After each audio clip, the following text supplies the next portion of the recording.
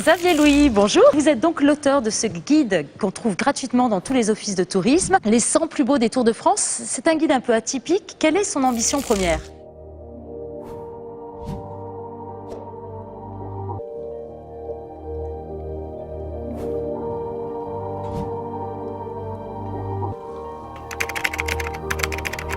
Il y a exactement 44 ans, en 1973, c'est là qu'on a réussi à partager cette large chaussée, une moitié pour les automobilistes, une moitié pour les cyclistes. Le Tour de France fait partie du patrimoine français, de l'histoire du sport français, avec des grands précurseurs, des grands pionniers. Je pense à Henri Desgranges, Jacques Godet, Félix Lévitan. Vous êtes le nouveau directeur de l'épreuve, vous êtes dans cette lignée ?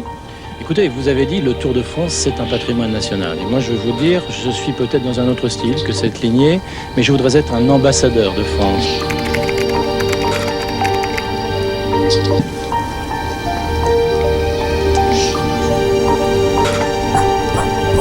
La vallée de la Dordogne en autorail, voilà ce que propose la ville de Sarlat aux touristes. Une initiative qui remporte un véritable succès cet été et qui permet de revaloriser et parfois même de sauver des lignes SNCF abandonnées. Dans la vie, il y a ceux qui regardent passer les trains, puis il y a ceux qui essayent de les remettre en route.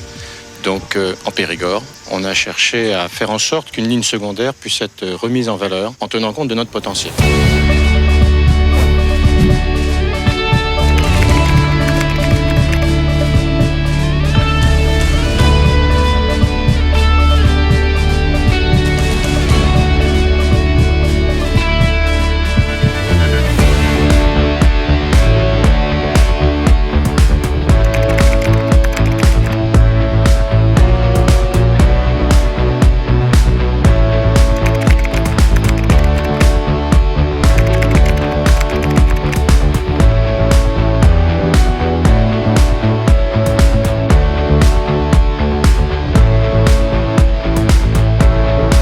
À l'école, on apprend que la France, c'est ça.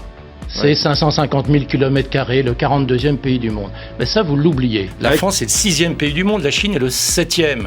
Nous sommes le seul pays, la seule nation du monde qui est sur 4 continents. Grâce à son domaine maritime autour de ces territoires. Bien sûr, vous savez que les richesses, M. Kessler, aujourd'hui, elles sont dans la mer.